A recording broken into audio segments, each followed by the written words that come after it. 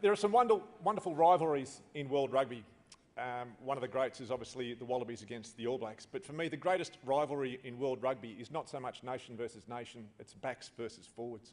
And as Fitzy alluded to, the forwards are the big, strong, tough, aggressive, charismatic, witty, handsome, intelligent individuals who spend 80 minutes of every game selflessly trying to get the ball so they can give it to the backs, who either drop it or kick it away.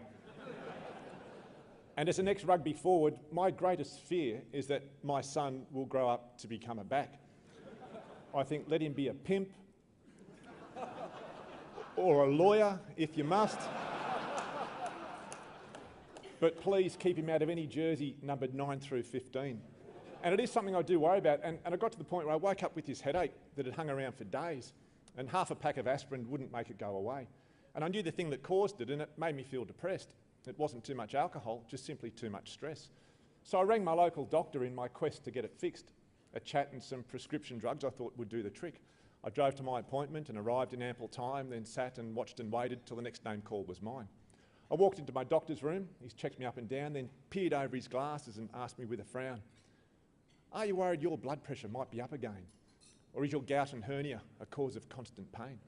Are you being bothered by your bulging lumbar disc, your slowly failing eyesight, or your subcutaneous cyst, your rheumatoid arthritis, or those ulcers on your tongue, your kidney stones, your fungus, or those dark spots on your lung, your low sperm count, your dodgy knee, that cancer on your hand, that rash around your anus, your grotesquely swollen gland?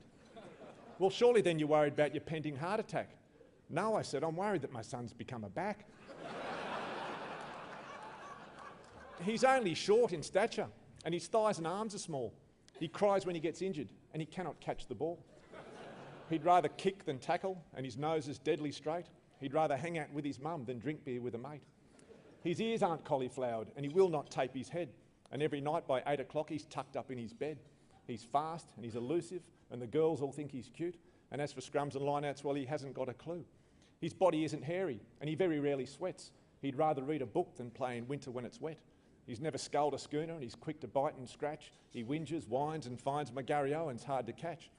He's never punched a punching bag or bench pressed his own weight, or stacked the bar and squatted doing sets of 6 to 8.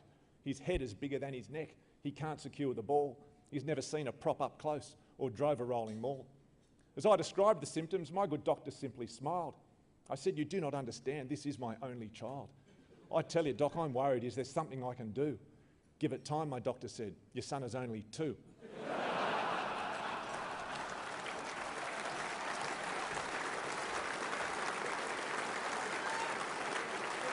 Thank you.